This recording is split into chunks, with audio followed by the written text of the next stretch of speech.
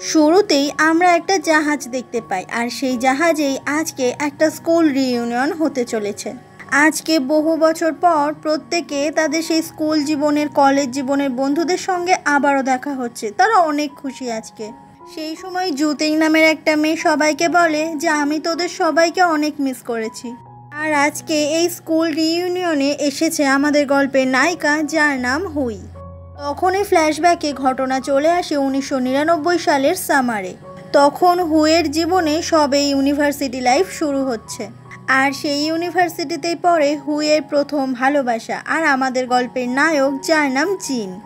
জিন যেখানে অনেক স্মার্ট, কিউট, হ্যান্ডসাম, সেখানে হুই গ্রাম থেকে উঠে এসেছে। আর অতটা সুন্দরও নয়, কারণ সে সাজতে জানে না। ইউনিভার্সিটিতে ভর্তি হওয়ার লাইনেই জিন আর হুই একদম পাশাপাশি লাইনে পাশাপাশিই ছিল, কিন্তু সেই সময়টাতেও কেউ কাউকে লক্ষ্য করেনি। প্রফেসর বলে যে কলেজ শুরু হওয়ার আগে প্রত্যেকটা স্টুডেন্টের ফিজিক্যাল এক্সামিনেশন করা হবে। সেখানে প্রত্যেকটা স্টুডেন্টের weight, blood test, eye test, আরও শরীরের বিভিন্ন সিটি স্ক্যান, সমস্ত কিছু করা হবে। আর এটা হচ্ছে প্রত্যেকটা কলেজেরই নিয়ম। সেই নিয়ম অনুযায়ী হুইয়ের সারা শরীর এক্স-রেও করা হয়। এদিকে জিন তখন ডক্টরের কাছে এসেছে চোখ পরীক্ষা করার জন্য। সেখানে ডাক্তার যখন জিজ্ঞাসা করে এটা কী রং, তখন প্রচণ্ড ঘাবড়ে যায় জিন। আসলে ব্যাপারটা হচ্ছে জিন কালার ব্লাইন্ড, মানে কোনো রঙই সে ঠিক করে দেখতে পারে না। এই জন্য এখানে যে কালারগুলো ছিল সেগুলো সব অন্য রকমের রং দেখছিল। ডাক্তার যখন জিজ্ঞাসা করে এটা কী রং, তখন তো জিন বলতে পারে না। সেই সময় দরজার বাইরে থেকে জিনের বাকি বন্ধুরা জিনকে হেল্প করতে থাকে, আর তাতে করে জিন একদম সঠিক উত্তর দেয়। তাই ডাক্তার কালার টেস্টে পাশ করিয়ে দেয় জিনকে। জিনের নজর পড়ে তখন ওই ঘরে থাকা একটা কঙ্কালের ওপর, যেটা জিনের খুবই ভালো লেগে যায়। সেই সময় কলেজের করিডোর দিয়ে ডাক্তার আর প্রফেসর যখন একসাথে হেঁটে যাচ্ছিল, তখন তারা দুজনে লক্ষ্য করে যে সিলিংয়ের ওপর থেকে কিছু একটা আওয়াজ আসছে। আসলে আজকে কলেজে নতুন যে ছাত্ররা এসেছে তারা দুষ্টুমি করে সিলিংয়ের ওপর উঠে আসে। আর ওই সিলিংয়ের ওপর উঠে এসে ওরা নিচে যে মেডিকেল রুম ছিল, সেই রুমে মেয়েদের পুরো উলঙ্গ অবস্থায় কিছু মেডিকেল টেস্ট চলছিল। আর মেয়েদের এরকম গোপন জিনিসগুলোই ছেলেরা লুকিয়ে লুকিয়ে দেখতে থাকে। তখনই ওই সিলিংয়ের ওপর আওয়াজ শুনতে পাওয়া ডাক্তার চলে আসে মেডিকেল টেস্ট রুমে, আর ওপরে ভালো করে দেখতে পায় যে ছেলেরা সত্যি সত্যি লুকিয়ে এগুলো দেখছে। ছেলেগুলো যখনই ধরা পড়ে যায় ওরা তো তখন ওখান থেকে তাড়াতাড়ি করে ছুটতে থাকে। অন্যদিকে জিনকে দেখা যায় ও সেই সময় ওই কঙ্কালটার সঙ্গে খেলা করতে শুরু করেছে। হঠাৎ করে খেলতে খেলতে ওই কঙ্কালটার মাথাটা পুরো নিচে পড়ে যায়। আর যখনই পড়ে যায়, ইউনিভার্সিটির একটা প্রফেসর নিচ দিয়ে হাঁটছিল। সে তো অনেকটা ভয় পেয়ে যায়। আর সেই সময় আবারও জিনের হাত থেকে কঙ্কালটার হাতও পড়ে একেবারে সেই প্রফেসরের কাঁধের ওপর, যেটা দেখে স্বাভাবিকভাবে প্রফেসর অনেক ভয় পেয়ে যায়। তবে জিন এই সব কিছুতে পাত্তা না দিয়ে নিজের মতো বেরিয়ে আসে ওখান থেকে। তখনই ওই ধরা পড়ে গেছে ওই ছেলেগুলো ওখান থেকেই দৌড়চ্ছিল। আর জিন যখন দেখে যে সবাই দৌড়চ্ছে, ও তখন দৌড়তে থাকে ওদের সাথে। আসলে সিকিউরিটি গার্ড তো সবাইকে তাড়া করছিল। জিন ভেবেছে নিশ্চয়ই ওই প্রফেসর জিনকে ধরিয়ে দিয়েছে, তাই জিন সেও ভয় পালাচ্ছে। এদিকে হুইকে দেখা যায় ও তখন সিঁড়ি থেকে নামছিল, আর ঠিক উল্টো দিক থেকেই জিন পালাতে পালাতে আসছে। আর হঠাৎ করেই দুজনে একেবারে মুখোমুখি হয়ে যায়, আর জিনের মাথাটা পুরোপুরি হুইয়ের বুকে গিয়ে ধপাস করে লাগে। আর একে অপরের থেকে ধাক্কা খেয়ে দুজনেই ছিটকে পড়ে যায়। সিকিউরিটি গার্ডরা তখন এসে জিনকে ধরে ফেলে। আর হুই চশমা ছাড়া কিছু দেখতেও পায় না। এদিকে চশমাটাও ভেঙে গেছে, তাই জিনের মুখটা হুইয়ের আর দেখা হয়নি। তবে ধাক্কা লাগার জন্য হুইয়ের বুকে তখন খুবই ব্যথা করছিল। আর সিকিউরিটি গার্ডরা জিনকে ধরে নিয়ে ওখান থেকে চলে যায়। এরপর নিয়ম অনুযায়ী ইউনিভার্সিটি লাইফে সেই সবার মিলিটারি ট্রেনিং শুরু হয়ে যায়। হুই যখন লাইনে দাঁড়িয়েছিল, ওর পাশেই জুতিং নামের মেয়েটাও ছিল। জুতিং সেই সময় জিনকে দেখে বলে যে ছেলেটা তো অনেক হ্যান্ডসাম, কিন্তু প্লে বয়। জুতিং বলে কিন্তু ও যতই প্লে বয় হোক না কেন, আমার ওকে দারুণ লাগে। হুই বলে কিন্তু এত ছেলে থাকতে তোর প্লে বয়কেই কেন পছন্দ? জুতিং বলে কারণ ও হ্যান্ডসাম। একজন সোলজার যখন জিনের কাছে এসে ওর নাম জিজ্ঞাসা করে, জিন এত চিৎকার করে ওর নামটা বলে যে সবাই ওর দিকে অবাক হয়ে তাকায়। আর হুই তো ভীষণ হাসতে থাকে। ইউনিভার্সিটিতে সেদিন ট্রেনিং শেষ হয়ে গেলে শাওচুয়ান নামের একটা মেয়ে দাঁড়িয়েছিল হুইয়ের পাশে। সে তখন বলে যে যতই হ্যান্ডসাম হোক না কেন জিন, ও কিন্তু ভীষণ চালাক। সেদিন সিকিউরিটি গার্ডরা জিনকে ধরে নিয়ে এসেছিল সেই প্রফেসরের কাছে, যে প্রফেসরের গায়ের ওপর কঙ্কাল ফেলেছিল জিন। প্রফেসর বলে যে তোমার দলে বাকি যেসব বদমাইশ ছেলেরা রয়েছে তাদের সবার নাম বলে দাও, তাহলে আমি তোমাকে কোনো শাস্তি দেব না। কিন্তু জিন তো এত চালাক যে ও কারোর নামই বলতে চাইছিল না। এসব দেখে প্রফেসর তখন অনেক বকাবকি শুরু করে জিনকে। সেই সময় প্রফেসরের পেছনে যে দেওয়াল ছিল সেটার আড়াল থেকে ওখানে সব ছেলেরা চলে আসে, আর তারা ইশারায় জিনকে বলে যে জিন যেন কোনো সত্যি কথা না বলে। প্রফেসর বারবার করে জিজ্ঞাসা করলে জিন কিছু না বলায় প্রফেসর তো বেশ রেগে যাচ্ছিল, আর সেই জন্য প্রফেসর মিলিটারি ট্রেনিংয়ে ওদেরকে অনেক শাস্তি দেয়, আর সেটা হচ্ছে ওরা মাঠে সারাদিন দৌড়বে। আর জিনের কথাগুলো শুনে বেশ ভালোই লাগছিল হুইয়ের। এরপর ওখান থেকে হুই চলে আসে ইউনিভার্সিটির অডিটোরিয়াম হলে। এই সময় স্টেজে জিন গিটার নিয়ে খুব সুন্দর গান গাইছিল।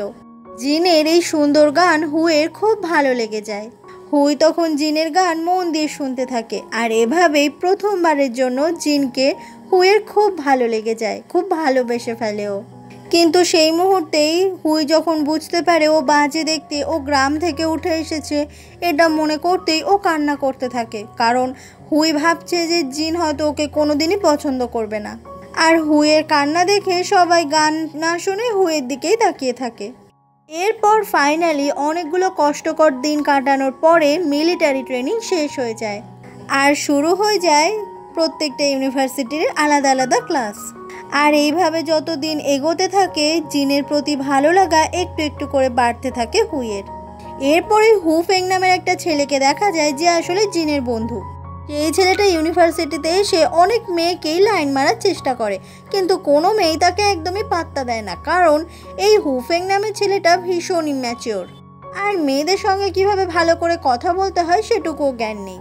তবে ইউনিভার্সিটিতে এসে কেউ কেউ তার নিজের সত্যিকারের ভালোবাসা পেয়েও যায়।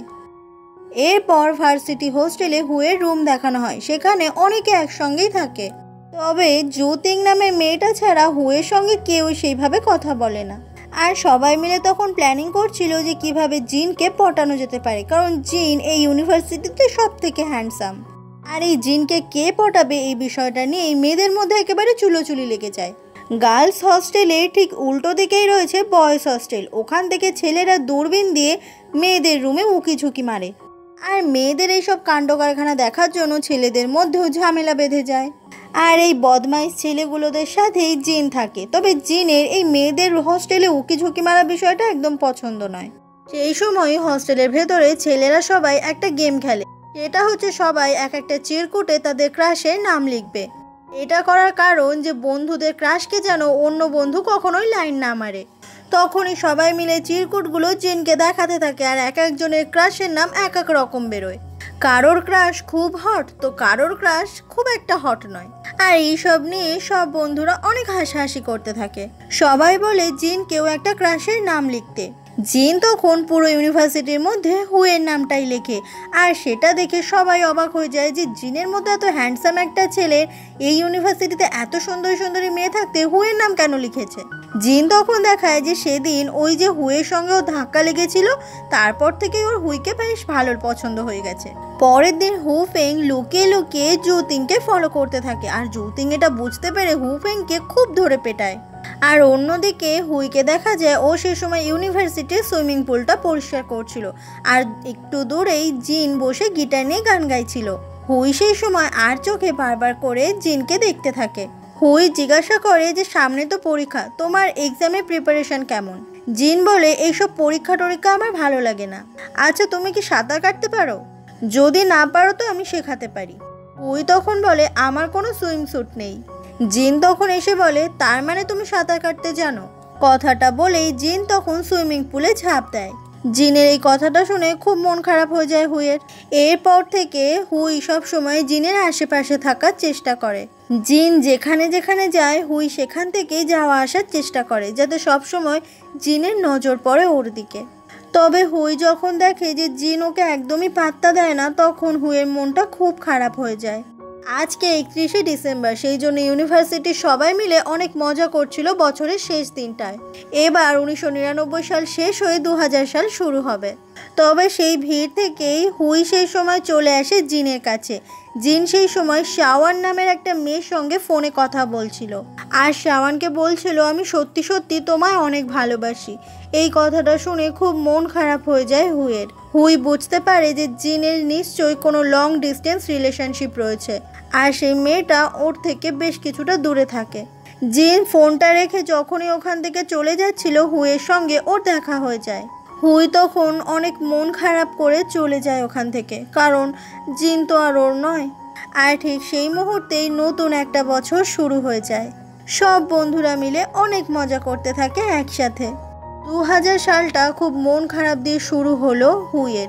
তারপর থেকে হুইয়ের এই ইউনিভার্সিটির আর কিছুই তেমন একটা ভালো লাগতো না।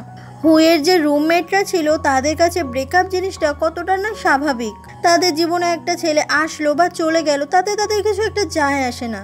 হুইয়ের এই কথাগুলো শুনে খুব মন খারাপ হয়ে যায়, কারণ আজ পর্যন্ত হুই তো একটা প্রেমও করতে পারলো না। অন্যদিকে ছেলেদের হস্টেলে দেখা যায় সব বন্ধুরা মিলে জিনকে তখন বারবার করে উঠতে বলছে। আসলে জিন বিছানা থেকে আজকে কিছুতে উঠতেই চাইছিল না।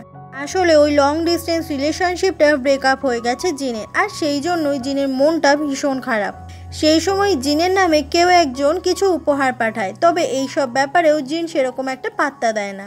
জিন মন খারাপ করে সুইমিং পুলে যখন ভেসেছিল সেই সময় হুই এটা দেখে ভেবেছিল যে জিন নিশ্চয়ই অজ্ঞান হয়ে গেছে জলের মধ্যে।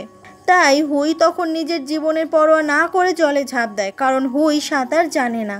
দেখা যাচ্ছিল যে হুই প্রায় ডুবেই যাচ্ছিল জলে। ঠিক সেই মুহূর্তেই জিন হুইকে বাঁচিয়ে নেয়। জিন যখন হুইকে একদম ওপরে উঠিয়ে বসায়, জিন হুইয়ের দিকে খুব রাগ রাগ চোখ দিয়ে তাকিয়েছিল। তাতে করে হুই কেমন একটা ভয় ভয় পাচ্ছিল। এরপর দুজন মিলে চলে যায় একটা ধাবাতে, আর সেখানে হুইয়ের তো প্রচণ্ড টেনশন হচ্ছে, কারণ ওর একদম সামনে বসে আছে জিন। দুজনের সঙ্গে কেউই কথা বলছিল না, শুধু ড্রিঙ্ক করে যাচ্ছিল দুজনে। আর অনেক বেশি ড্রিঙ্ক করার কারণে দুজনেরই সেই সময় অনেক নেশা হয়ে গেছে।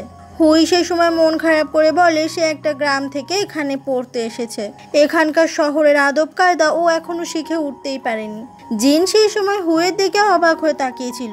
এই জন্য হুই ওখানে থাকা যে শাক পাতা সেটা দিয়ে জিনকে পেটাতে থাকে। জিন বলে আচ্ছা, কাউকে ভালোবাসলে সেই অনুভূতিটা কেমন হয়? হুই বলে ভালোবাসাটা যদি একদিক থেকে হয় তাহলে সেটা অনেক কষ্টের। জিন বলে ব্রেকআপের পর আমার সব সময় খুব কষ্ট হয়। হুই সেই সময় জিনের চোখ থেকে যে জল পড়ছিল সেগুলো মুছিয়ে দেয় আর বলে তুমি জানো কেন ভালোবাসায় তুমি ফেল করেছো? জিন জিজ্ঞাসা করে কেন? হুই সেই সময় নেশার ঘুরে উল্টো পাল্টা বকতে থাকে, যেটা দেখে জিন হাসে। আর এইভাবেই আজকে ওদের দুজনের মধ্যে একটা বন্ধুত্ব হয়ে যায়।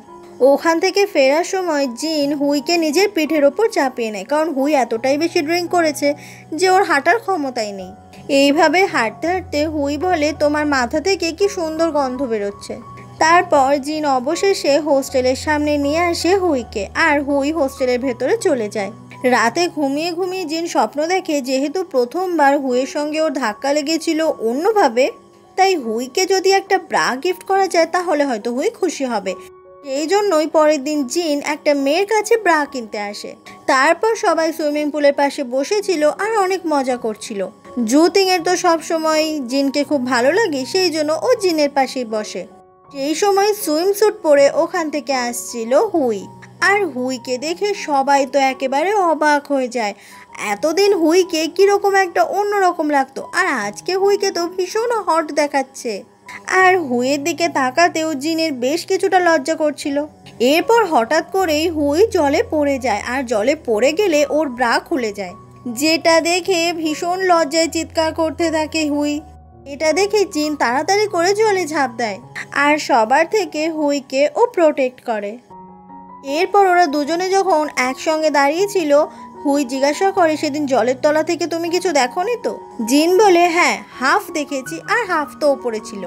এই বিষয়টা নিয়ে এই দুজন মিলে অনেক হাসাহাসি করতে থাকে, আর এইভাবেই ওদের দুজনের মধ্যে বন্ধুত্বের সম্পর্কটা আরো স্ট্রং হয়ে যায়। আর তারপর সব সময় ওরা দুজনে ড্রিঙ্ক করে আর হুইকে এইভাবেই পৌঁছে দেয় জিন।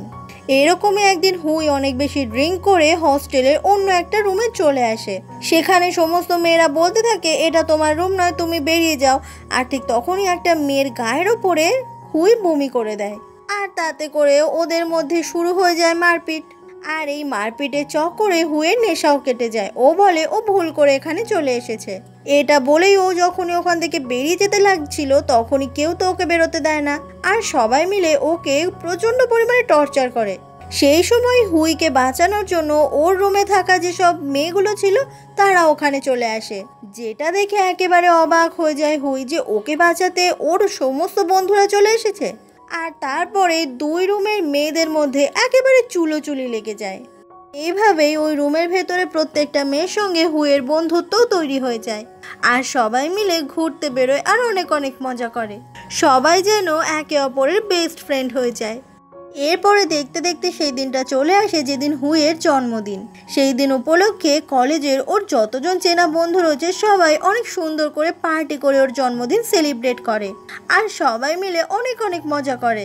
হুই সেই সময় সবার উদ্দেশ্যে বলে যে ওর জীবনে যে এত সুন্দর একটা জন্মদিন পালন হবে এটা ও কখনো ভাবতেও পারেনি। ও চায় যে ওর প্রত্যেক বছর জীবনের জন্মদিনটা যেন এতটা সুন্দরভাবেই কাটে, এটাই ওর ইচ্ছে। ওর কথাগুলোই জিন সেই সময় মন দিয়ে শুনছিল। আর সবাই তখন প্ল্যান করে যে এরকমই একটা জাহাজের ওপর ওরা একদিন রিইউনিয়ন করবে, আর অনেক বছর পর সবার আবারও দেখা হবে তখন। এরপরে জিন জানতে পারে যে হুইয়ের প্রিয় রং হচ্ছে গোলাপি, তাই জিন চাইছে হুইকে কিছু একটা উপহার করতে, আর সেই উপহারটা যেন সারা জীবন মনে থাকে হুইয়ের। সবাই মিলে তখন প্ল্যান করতে থাকে যে কি উপহার দেওয়া যায় গোলাপি রঙের। সেই জন্য বন্ধুরা মিলে নদীর ধারের একটা গাছকে পুরো গোলাপি রং দিয়ে গোলাপি বানিয়ে দেয়। শুধুমাত্র জিনের ইচ্ছে পূরণ করার জন্য সব বন্ধুরা একেবারে দল বেঁধে নেমে পড়ে কাজে, কিন্তু গোলাপি রংটা ঠিকঠাক হচ্ছে কিনা সেটা বুঝতে পারছে না জিন, কারণ জিন তো কালার ব্লাইন্ড, ও রং দেখতেই পারে না। সবাই তখন বলে যে কালকে তুই এখানে হুইকে নিয়ে আসবি, তাতে হুই তো একেবারে চমকে যাবে। বন্ধুরা তখন অভিনয় করেও দেখায় যে কালকে হুইয়ের সঙ্গে তুই কি কি করবি, আর কালকে হুইকে তোকে কিস করতেই হবে। কিন্তু এসব আইডিয়া জিনের প্রচণ্ড স্টুপিড লাগে। সন্ধ্যা হয়ে গেলে ক্লাসে চলে আসে জিন, তবে ওর খানিকটা টেনশন হচ্ছিল কালকে সমস্ত কিছু ঠিকঠাক হবে তো, মানে ও হুইকে সারপ্রাইজ করতে পারবে তো। ওরা যে জায়গাটার গাছে রং করেছিল গোলাপি সেই জায়গাটাতে বৃষ্টি হয় সেদিন, আর বৃষ্টিতে সমস্ত রং ধুয়ে গিয়ে গাছের রং আবারও সবুজ হয়ে যায়। আর তারপর জিন হুইকে নিয়ে চলে আসে সেই নদীর ধারে। গাছটার রং তো সবুজই আছে, কিন্তু জিন বুঝতেই পারে না গাছের রং ধুয়ে গেছে। জিন জিজ্ঞাসা করে গাছটার দিকে তাকিয়ে যে কেমন লাগছে গাছটা। হুই তো কিছুই বুঝতে পারে না, ও বলে সুন্দর গাছটা। জিন তারপর হুইকে ওই নদীর ওখানকার যে ভিউটা ছিল সেটা দেখাচ্ছিল, আর সেই সময় জিন প্রথমবারের জন্য হুইয়ের হাত দুটো ধরে। জিন যখন হুইয়ের অনেক কাছাকাছি আসছিল হুইয়ের তখন প্রচণ্ড হার্টবিট বেড়ে যাচ্ছিল আর নার্ভাস লাগছিল। জিন যখন হুইকে কিস করতেই যাবে তখন টুপিটা বাধা দিচ্ছিল, তাই জিন টুপিটা খুলে ফেলে। বেচারা জিন সেও এতটাই বেশি নার্ভাস ছিল যে কিস করতেই পারছিল না, আর উত্তেজনার বশে জিন তখন কিসের থেকেও অনেক বেশি কিছু করে ফেলছিল, যেসব দেখে তো খুবই ভয় পেয়ে যায় হুই, কারণ হুইয়ের জীবনে এটাই প্রথম। আর জিন এমন করছে যেটা দেখে ও জিনকে সরিয়ে দেয় আর বলে কি করছো কি তুমি এটা। কথাটা বলার পরেই হুই তখন কান্না করতে থাকে। আসলে হুই ভাবছে যে জিন নিশ্চয়ই খারাপ উদ্দেশ্যের জন্যই ওকে এখানে নিয়ে এসেছে। হুইয়ের চোখের জল মোছার জন্য জিন যখনই পকেট থেকে রুমালটা বের করে ওই রুমালের ভেতরই ছিল একটা কন্ডোমের প্যাকেট। হুই যখন এটা দেখতে পায় ও একেবারে ভয় পেয়ে যায় আর অবাক হয়ে যায়, আর সত্যি সত্যি বুঝতে পারে যে জিনের মতলব উল্টো পাল্টা। জিন বলে এটার জন্য তুমি আমাকে ভুল বুঝো না, আমার ওই বদমাইশ বন্ধুগুলোর কাজ এটা। হুই তখন আর কোনো কথা না বলে রাগ করে ওখান থেকে চলে আসে। আসলে সত্যি সত্যি ওই কন্ডোমের প্যাকেটে জিন আনেনি, ওটা ওর বন্ধুরাই করেছে মজা করে। আর প্রথম দিন এরকম সুন্দর একটা ডেটে এসে ডেটটা এইভাবে ভেস্তে যাওয়াতেই জিনেরও কিছু ভালো লাগে না। মন খারাপ করে জিন তারপর অনেক বেশি ড্রিঙ্ক করতে থাকে। ওখান থেকে জিন চলে যায় একটা ক্যারাওকেতে। সেখানে মনের দুঃখেও যখন গান করছিল ওখানে একটা প্রস্টিটিউট মেয়ে বসেছিল। সে তখন একটা কন্ডোমের প্যাকেট জিনের পকেটে ঢুকিয়ে দেয় আর বলে যে 201-এর জন্য আজকে সারা রাত আমি তোমার। জিন তখন হঠাৎ করে দূরে তাকিয়ে দেখে জুতিং নামের ওই মেয়েটা চিৎকার করছে আর সাহায্য চাইছে। এসব দেখে জিন সেই সময় জুতিংয়ের কাছে চলে আসে আর ওকে বাঁচিয়ে নেয় ওই বাজে বাজে ছেলেগুলোর থেকে। আর তারপর জিন জুতিংকে নিয়ে ওখান থেকে পালিয়ে আসে। ওরা তারপর ওখান থেকে পালিয়ে বেশ কিছুটা দূরে চলে আসে। আসলে জুতিং যে ছেলেটার সঙ্গে প্রেম করছে এখন, সেই ছেলেটার মতলব খারাপ, সেই জোর করে এখানে ওকে নিয়ে এসেছিল। জুতিং তখন জিনের পকেট দেখে বুঝতে পারে যে ওটার ভেতরে কন্ডোমের প্যাকেট আছে, আর বুঝতে পারে যে জিন নিশ্চয়ই অন্য কিছু মতলব মাথায় নিয়ে ঘুরে বেড়াচ্ছে। জুতিং তখন জিনের সঙ্গে ঝগড়া করতে শুরু করে যে কলেজে এত ভালো ভালো মেয়ে থাকা সত্ত্বেও জিন কেন শুধুমাত্র হুয়ের সঙ্গে সবসময় ঘোরে। হুয়ের থেকেও সে তো অনেক বেশি বেটার, কেন তাহলে জিন এই জুতিংকে পাত্তা দেয় না। জুতিং যখনই জিনের অনেক কাছাকাছি আসার চেষ্টা করে, জিন এটা কিছুতেই মেনে নেয় না। পরের দিন জুতিং আর জিন দেখা করে। জিন তখন বলে কালকে রাতের ব্যাপারটা তুমি ভুলে যাও। সেই সময় ওদের ইউনিভার্সিটির একটা স্টুডেন্ট ওখানে কিছু রিসার্চ করছিল গাছপালা নিয়ে। ও তখন দূর থেকে ওদের দুজনের কথা শুনতে পায়, আর ছেলেটা নিজের ক্যামেরা দিয়ে ওদের দুজনের ছবিও তুলে নেয়। এরপরে হুই যখন পড়াশোনা করছিল, জিন চলে আসে হুইয়ের সঙ্গে কথা বলতে, কিন্তু জিনের কোনো কথা শুরু করার আগেই হুই রাগ করে ওখান থেকে উঠে চলে যায়। এটা দেখে জিনের মন অনেক খারাপ হয়ে যায়। এরপর সেই সময়কালের একজন নামকরা সিঙ্গার 24 তলা থেকে পড়ে মারা যায়। সেই সিঙ্গারের উদ্দেশ্যে সমস্ত স্টুডেন্টরা এক জায়গায় হয় আর মোমবাতি জ্বালিয়ে তার উদ্দেশ্যে গান করতে থাকে। জিনের তখন অনেক কান্না পায়, যেহেতু হুই তাকে আর পাত্তা দেয় না, আর হুইও তখন অনেক কান্না করছিল। সেই সময় ওখানে হুফেং নামে ছেলেটা আসে জিনের কাছে। হুফেং এসে সেই সময় অনেক ঝামেলা করতে থাকে জিনের সঙ্গে, কারণ হুফেং সেই ছবিটা দেখে নিয়েছে যেখানে জিন আর জুতিং ভীষণ ক্লোজ হয়ে দাঁড়িয়ে রয়েছে। আর বন্ধুদের মধ্যে যেহেতু একে অপরকে প্রমিস করা হয়েছিল যে একে অপরের ক্রাশকে কেউ কখনো টাচও করবে না আর কেউ লাইন মারবে না, তো হুফেং এখন ভাবছে যে জুতিংয়ের সঙ্গে নিশ্চয়ই জিন প্রেম করছে, আর সেই জন্যই হুফেং আজকে জিনকে খুব ভুল বুঝছে।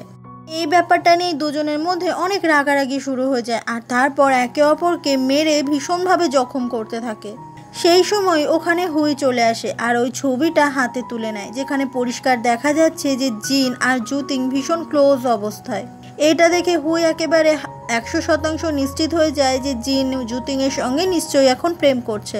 তার মানে এতদিন জিন শুধুমাত্র টাইম পাস করেছে হুইয়ের সঙ্গে। এরপর থেকে সব সময় হুই আর জিন দুজনেরই মন অনেক খারাপ থাকে। একটা সামান্য ভুল বোঝাবুঝির কারণে দুজন দুজনের থেকে কতটা দূরে সরে গেছে। হুইয়ের কাছে ওই ছবিটা এখনো রয়েছে যেখানে জুতিং আর জিন ভীষণ কাছাকাছি, আর এই ছবিটা হুই যখনই দেখে তখনই ভীষণ কষ্ট হয়। অন্যদিকে জিন আর সেই হুফেংকে দেখা যায় মারপিট করে একজনের হাত ভেঙে গেছে আর একজনের পা। একটা সময় এই দুই বন্ধুর মধ্যেই যখন ভীষণ বন্ধুত্ব ছিল, তারাও আজকে একে অপরের থেকে অনেকটা দূরে। এখন আর হুই জুতিংয়ের সঙ্গেও কোনো কথা বলে না, ওদের দুজনের মধ্যেও বন্ধুত্বে ফাটল ধরেছে। এরপরে ইউনিভার্সিটির সমস্ত প্রফেসরদের একসঙ্গে দেখা যায়। এদের মধ্যে যে প্রিন্সিপাল, সে তখন জিনের ক্লাসের যে ক্লাস প্রফেসর সেই মহিলাটিকে অনেক উল্টোপাল্টা বলতে থাকে, কারণ নাকি সে তার ক্লাসের স্টুডেন্টদের ঠিক করে পড়ায় না। জিন 4টে বিষয়ে ফেল করেছে, এই জন্যই প্রফেসরদের মধ্যে অনেক ঝামেলা চলতে থাকে। এই সমস্ত কিছুই আড়াল থেকে জিনের একটা মোটু ফ্রেন্ড দেখতে পায়। পরের দিন কলেজের অনেক স্টুডেন্টদের দেখা যায় ওরা সবাই মিলে কলেজের লেকে বোট রেসিং করছিল, আর তার মধ্যে ছিল হুই সে নিজেও। আসলে ও কিছুতেই বোট রেসিং করতেই পারছিল না। তখনই হুই দেখতে পায় যে রিমোট দিয়ে ও নাড়াচ্ছে না, তবুও ওর বোটটা নিজে থেকেই চলছে।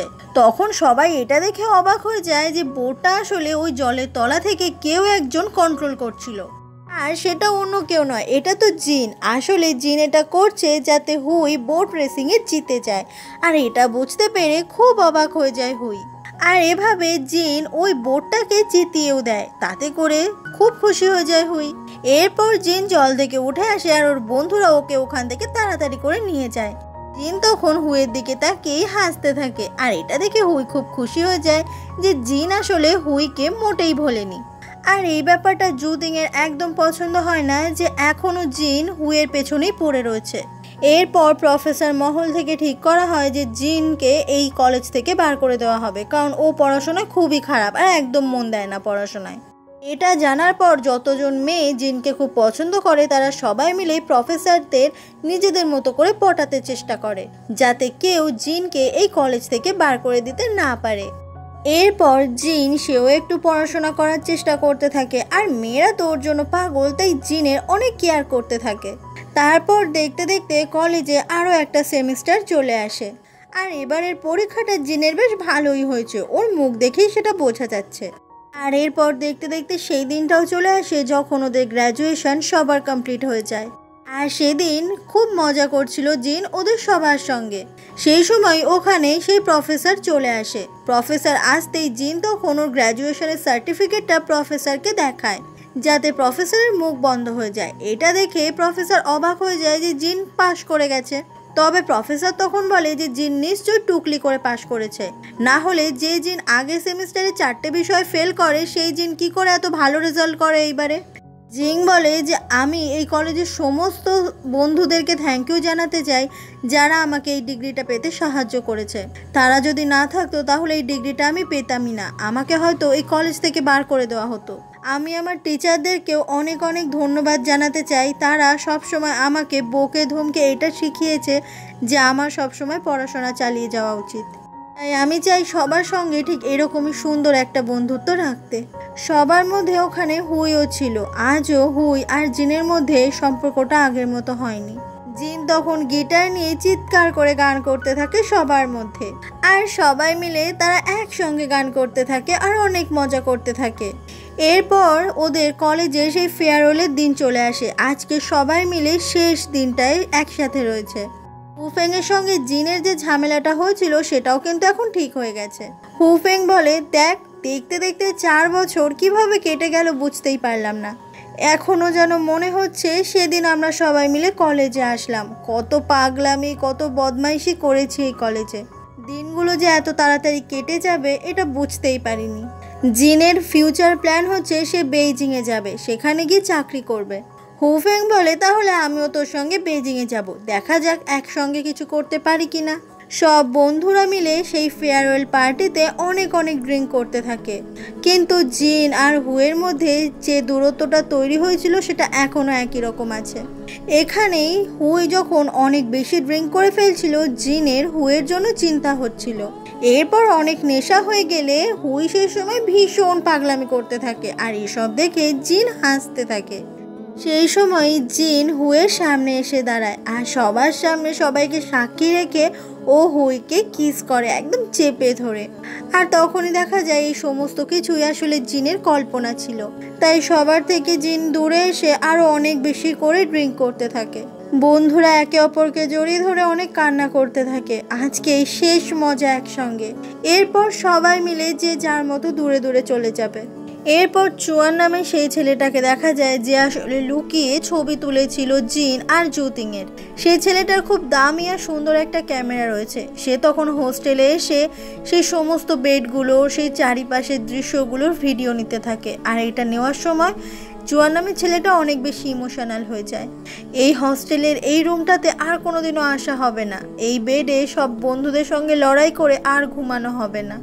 সব বন্ধুরা মিলে সব সময় লড়াই, ঝামেলা, বন্ধুত্ব যে জিনিসটা ছিল সেটা আর কোনোদিনও থাকবে না। এই ইউনিভার্সিটিতে এসে আর কোনোদিনও ক্লাস করা হবে না। যে সময়গুলো চলে গেছে সেগুলোকে আর ফিরে পাওয়া যাবে না। সবাই যেমন এক একটা বড় সুটকেস নিয়ে এই কলেজে থাকতে এসেছিল, তারা এখন সেই সুটকেসগুলোকে নিয়েই আবার এই কলেজ থেকে বেরিয়ে যাচ্ছে। এরপর জিনকে দেখা যায় ও রেল স্টেশনে চলে এসেছে, কারণ এবার ওকে এখান থেকে ফিরে যেতে হবে। আর ওর ইচ্ছে এবার ও বেইজিংয়ে যাবে, সেই জন্য ওর বন্ধুরা ওকে গুড বাই জানাতে এসেছে। এরপর হুইকে দেখা যায় আজকে ওর মনে হচ্ছে একবার জিনের সঙ্গে দেখা করি, হয়তো সম্পর্কটা আবারও আগের মতো হয়েও যাবে। এই জন্য হুই জিনের সঙ্গে দেখা করতে তাড়াতাড়ি করে আসতে থাকে। আর তারপর সময় হয়ে গেলে জিন ট্রেনে উঠে পড়ে, কিন্তু বড্ড দেরি করে ফেলে হুই।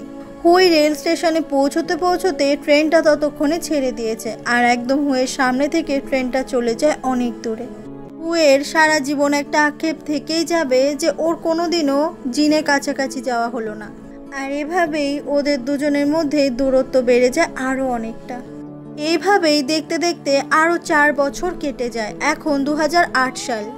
হুই এখন বেইজিং শহরে থাকে আর এখানেই একটা কোম্পানিতে চাকরি করে। আর ঠিক একই বেইজিং শহরেই এখন রাস্তার ধারে স্ট্রিট সিঙ্গার হিসেবে গান গায় জিন। শুধু তাই নয়, বিভিন্ন রেস্টুরেন্টে গিয়েও সবাইকে গান শোনায় জিন, যাতে সেখান থেকে সে কিছুটা টাকা রোজগার করতে পারে। সেই রেস্টুরেন্টেই আজকে হুই এসেছে তার অফিসে কিছু কলিগদের সঙ্গে ডিনার করতে। তখনই ওই কলিগদের মধ্যে একজন ওখানে জিনকে ডেকে আনে ওদের একটা গ্রুপ ফটো তুলে দেওয়ার জন্য। জিন তারপর ওদের সবার একটা খুব সুন্দর ছবি তুলে দেয়। আর তারপর 4 বছর পর আবারও দুজনের আজকে দেখা হলো। জিন আর হুই একে অপরকে দেখে ভীষণ অবাক হয়ে যায়। এই সময় সবাই জিনকে বলে একটা রোমান্টিক গান গাইতে। জিন বুঝতে পারছিল না এই মুহূর্তে ওর ঠিক কোন গানটা করা উচিত। এই যে হুয়ের পাশে যে লোকটা বসে আছে এটা এখন হুয়ের ফিয়ান্সি, আর কিছুদিন পরে ওদের দুজনের বিয়ে হতে চলেছে। আর সেই জন্যই আজকে ওরা দুজনে খুব সুন্দর করে ওদের কলিগদের সঙ্গে সময় কাটাতে এসেছে। এরপরে জিন একটা গান শুরু করে, আর হুই তখন মন দিয়ে জিনের সেই গানটাই শুনছিল। আর এই গানটা শুনতে শুনতে একটা সময় হুই নিজের চোখের জলটাকে আর আটকে রাখতে পারে না। হুয়ের ফিয়ান্সি তখন জিনকে বলে যে জিন অনেক ভালো গান করে, জিন যেন এবার ম্যারি মি নামের যে সংটা রয়েছে সেইটা গায়, কারণ আর কিছুদিন পরেই তাদের বিয়ে হতে চলেছে। জিন বলে আমি আজকে আর গান গাইবো না। কথাটা বলে জিন ওখান থেকে চলে যায়। ওয়াশরুমে এসে জিন ভীষণ ভেঙে পড়ে। আজকে নিজের ভালোবাসাকে এত বছর পর দেখছে, তাও একজন অন্যের সঙ্গে, যার সঙ্গে তার ভালোবাসা ভীষণ ভালো আছে। আর এই 4 বছরে বেজিং শহরে থেকে জিন কিচ্ছু করতে পারেনি। সে সামান্য একজন স্ট্রিট সিঙ্গার। ভীষণ কান্না করতে থাকে জিন সেই সময়। এরকমভাবে একটা দিনে হু শেং আসে জিনের সঙ্গে দেখা করতে। হু শেং সে এখন একটা বড় কোম্পানিতে জব করে, ভালো স্যালারি পায়। তবে যতই যাই হোক সে তার পুরনো বন্ধু জিনকে কখনো ভোলেনি। সে যখনই সময় পায় জিনের সঙ্গে দেখা করতে চলে আসে। তখন জিনের মুখ থেকে শোনা যায় যে আজকে জিনের এতটা খারাপ অবস্থা কেন। জিনের বাবার ব্যাংক থেকে অনেক টাকা লোন হয়ে গিয়েছিল, আর তারপরে জিনের বাবা সুইসাইড করে নিয়েছে। তাই জিনদের সমস্ত বিষয় সম্পত্তি সেই ব্যাংক থেকে সব নিয়ে গেছে। আর তাই জন্যই জিনের এখন অবস্থা, সে এখন একজন রাস্তার ভিখারির মতো। হুসেং বলে আচ্ছা তোর কি হুয়ের সঙ্গে এতদিনও একবারও দেখা হয়েছে? জিন বলে হয়েছে। ফ্ল্যাশব্যাকে দেখানো হয় সেদিন ওই পার্টিতে একে অপরের সঙ্গে দেখা হওয়ার পরে জিন আর হুই একে অপরের সাথে একটা রেস্টুরেন্টে দেখা করেছিল। হুই জিজ্ঞাসা করে তুমি কি শুধুই গান গাও এইভাবে? জিন বলে হ্যাঁ এটাই করি, তবে এতগুলো বছরে প্রত্যেকদিন ঘুমিয়ে আমি একজনের স্বপ্নই দেখি। হুই বলে জুতিংকে দেখো বুঝি? জিন বলে সেটা তুমি। তবে এই কথাটা হুই কিছুতেই সিরিয়াসলি নেয় না, এটা নিয়ে হাসাহাসি করে। জিন বলে আচ্ছা হুই আমরা কি সমস্ত কিছু আবার আগের মতো ঠিক করে নিতে পারি না? কথাটা শুনে অবাক হয়ে তাকিয়ে থাকে হুই জিনের দিকে, আর বলে যে না আমরা পারি না। আর কদিন পরেই আমার বিয়ে, আর সেই মানুষটার সঙ্গে আমি ভীষণ ভীষণ ভালো আছি। কথাটা শুনে জিনের সেই সময় ভেতরটা একেবারে চুরমার হয়ে যাচ্ছিল। হুই বলে গ্র্যাজুয়েশনের পরে আমরা সবাই অনেক বড় হয়ে গেছি, এখন আমরা যে যার মতো লাইফে খুশি থাকতে শিখে গেছি। জিন তখন একটা মৃদু হাসি দেয়, আর কিচ্ছু বলে না। হুই মনে মনে বলে আমি জানি কথাগুলো শুনে তোমার আজকে অনেক কষ্ট হচ্ছে জিন, কিন্তু আমার আর কিছু করার নেই। আর জিন তখন বসে বসে অনেক কষ্ট পেতে থাকে। এরপর আবারও প্রেজেন্ট দেখানো হয়। জিন এই সমস্ত কিছু থেকে নিজেকে কিছুতেই সামলে ওঠাতে পারছে না। আজকে জিনের জীবনে কিচ্ছু নেই, না তার কোনো টাকা পয়সা আছে, আর না তো তার কাছে আছে কোনো ভালোবাসা। যেই ছেলেটার পেছনে কলেজের সমস্ত মেয়েরা পাগল ছিল, এখন সেই ছেলেটার খবর আর কেউ নেয় না, শুধুমাত্র তার এই একটা বন্ধু বাদে। এরপর হুফেং একটা বিজনেস আইডিয়া দেয় জিনকে, আর সেই মতোই ওরা দুজনে বিজনেসটা শুরুও করে দেয় ছোটোখাটো করে। আর সেটা হচ্ছে একটা রেস্টুরেন্ট বিজনেস। কিন্তু ব্যাপারটা হচ্ছে জিন হুফেং দুজনের কেউই রান্না করতে জানে না, আর কিভাবে একটা রান্নাকে যে সুস্বাদু করে বা কিছু ডিশ তারা কোনো কিছুই জানে না। তবুও তারা বিজনেসটা শুরু করেছে, কারণ হুফেংকে জিনের পাশে থাকতে হবে। এইভাবেই দেখতে দেখতে আরও 10 মাস কেটে যায়। এখন জিনের রেস্টুরেন্ট কিন্তু আগের থেকে অনেক ভালো চলে, আর জিনকে ওইভাবে রাস্তায় রাস্তায় গান করতে হয় না। একটা রেস্টুরেন্ট কিভাবে সামলাতে হয় সেটা এখন জিন শিখে গেছে ভালোই। সেই সময় কাজ চলাকালীনই হুফেং ফোন করে জিনকে, আর একটা নিউজ জানায় যেটা শুনে জিন ভীষণ অবাক হয়ে যায়। সেটা হচ্ছে হুয়ের সঙ্গে ওর হাজবেন্ডের ডিভোর্স হয়ে গেছে। কথাটা শুনে জিন বুঝতে পারছিল না ওর ঠিক এখন কি করা উচিত। তাই আর না থেমে থেকে ও চলে আসে সোজা হুয়ের সঙ্গে দেখা করতে। হুয়ের ফ্ল্যাটের দরজা খুলতেই ও দেখতে পায় হুই মন খারাপ করে বসে আছে। আর এতগুলো দিন পরে এইভাবে হুইকে দেখতে জিনের একদম ইচ্ছে করছিল না। হুই যখনই পেছনে তাকিয়ে জিনকে দেখতে পায় ভীষণ অবাক হয়ে যায়। এরপরে পুরো অগোছালো বাড়িটাকে গোছানো শুরু করে জিন, আর তারপর নিজের হাতে খুব সুন্দর একটা খাবার বানিয়ে সার্ভ করে। হুই তখন সেই খাবারটা অনেক সুন্দর করে খেতে থাকে, কারণ খাবারটা ছিল অনেক টেস্টি। আর জিন হুইকে অবাক হয়ে খালি দেখতেই থাকে। জিন তখন আবারও হুইকে বলে সে তার জীবনে ফিরে আসতে চায়, কিন্তু হুই জিনকে কিছুতেই নিজের জীবনে অ্যাকসেপ্ট করতে চায় না। হুইয়ের জীবনে এখন কিছু যায় আসে না, কে থাকলো কে গেল কিচ্ছু না। জিন বলে আমি তোমার পাশে সবসময় থাকবো। হুইয়ের তখন মনে পড়ে যায় কলেজ জীবনে জিনের সঙ্গে ঘটানো সেই পাগলামিগুলোর কথা, আর তারপর বলে তুমি এখান থেকে চলে যাও। জিন যেতে না চাইলে হুই তখন জিনকে ধাক্কা মেরে মেরে ওখান থেকে বার করে দিতে থাকে, কিন্তু ওখান থেকে চলে যাওয়ার পরিবর্তে জিন তখন হুইকে শক্ত করে জড়িয়ে ধরে। হুই ছাড়ার চেষ্টা করলেও জিন আজকে হুইকে কিছুতেই ছাড়ে না। হুই তখন জিনকে জড়িয়ে ধরে অনেক কান্না করতে থাকে। জিন বলে আমি তোমার পাশে সব সময় থাকবো। এরপর জিন হুইকে ঘুম পাড়িয়ে রেখে ঘরটাকে আবার গোছানো শুরু করে, আর সেই সময় ওখানে কিছু মেডিকেল রিপোর্ট খুঁজে পায় জিন। রিপোর্টে খুব পরিষ্কারভাবে লেখা রয়েছে যে হুইয়ের ব্রেস্ট ক্যান্সার হয়েছে, যেটা দেখে জিন প্রচণ্ড হতাশ হয়ে যায়। পরের দিন সকাল হয়ে গেলে হুইয়ের ঘুম ভাঙে, আর ঘুম থেকে উঠে দেখতে পায় বেডের পাশে কফি রেডি, আর ওয়াশরুমে এসে দেখে ব্রাশও রেডি আছে। আর তারপর ও নিচে চলে আসে, দেখতে পায় ওখানে একটা তাঁবু খাটানো। এই সমস্ত কিছু দেখে খুব অবাক হয়ে যায় হুই। সেই সময় জিন চলে আসে নিজের সমস্ত লাগেজ পত্র সব নিয়ে। তারপর ফুলের তোড়াটা হুইয়ের দিকে বাড়িয়ে দিয়ে বলে আজ থেকে আমি তোমার বাড়িতে থাকবো। এই সমস্ত কিছুই হুইয়ের খুব অদ্ভুত লাগে। জিন বলে আচ্ছা তুমি কি জানো তোমার কি রোগ হয়েছে? ইউনিভার্সিটির প্রথম দিনে আমার সঙ্গে তোমার ধাক্কা লেগেছিল মনে আছে? আর সেই আঘাত থেকেই তোমার একটা ইন্টারনাল ইনজুরি হয়ে গেছে, তাই এই সমস্ত কিছু দায়ভার তো এখন আমারই। হুই বলে এসব ভুলভাল কথা। জিন তখন সুটকেস খুলেই দেখায় যে ওটার ভেতর প্রচুর প্রচুর পালং শাক রয়েছে। আসলে হুই পালং শাক খেতে ভীষণ ভালোবাসে, তাই তো জিন এত পালং শাক নিয়ে এসেছে। আর তারপর সেই পালং শাকগুলো নিয়ে চলে যায় রান্নাঘরে, আর রান্না শুরু করে জিন। তারপরে জিন হুইকে নিয়ে চলে আসে ডাক্তারের কাছে। হুই জিজ্ঞাসা করে যে আমার তো ক্যান্সার হয়েছে, আমি আর কতদিন বাঁচবো? ডাক্তার বলে আমরা একটা শেষ চেষ্টা করতে পারি, যেটাতে 70% মহিলারাই সুস্থ হয়ে যায়। আর সেটা হচ্ছে যদি হুইয়ের ব্রেস্টগুলো কেটে বাদ দেওয়া হয় তাহলে ক্যান্সারটাও শরীর থেকে চলে যাবে। জিন তখন হুইয়ের হাত দুটো শক্ত করে ধরে, এটা বোঝাতে যে হুইয়ের সঙ্গে যাই হয়ে যাক না কেন জিন সব সময় হুইয়ের কাছে থাকবে। সেদিন রাতে বাড়ি ফিরে হুই চলে আসে জিনের কাছে। ওরা দুজনে সেই তাঁবুর ভেতরে বসে অনেক গল্প করতে থাকে, মোবাইলে গেম খেলতে থাকে। পরের দিন হুই চলে আসে সুইমিং পুলে সেখানে একটু সময় কাটাবে বলে। সেই সময় ওখানে থাকা হোয়াইট স্ক্রিনে একটা ভিডিও জ্বলে ওঠে। সেই ভিডিওতে হুফেং হুইকে বলছে যে তোমার যাই বড় রোগ হোক না কেন তুমি সেই রোগটা থেকে অবশ্যই উঠে দাঁড়াতে পারবে। পৃথিবীতে কত মহিলার এই রোগ হয়, তারা সবাই সুস্থ হয়ে যায়, তুমিও পারবে। আর তারপর তুমি সুস্থ হয়ে গেলে আমরা কলেজের দিনগুলোতে যা যা করতাম বদমাইশি সেই সমস্ত কিছু আবার করব। হুফেংয়ের এই ভিডিওটা দেখে খুব খুশি হয়ে যায় হুই। তারপর সেই মোটু ফ্রেন্ডকে দেখা যায়, সে কিন্তু এখন বেশ বড়লোক হয়ে গেছে টাকায় রোজগার করে। এই ভিডিওতে সেই মোটু ফ্রেন্ডও অনেক সাহস যোগায় হুইকে, যাতে হুই এই অপারেশনটা করে আর সারা জীবনের জন্য একটা সুস্থ জীবন পায়।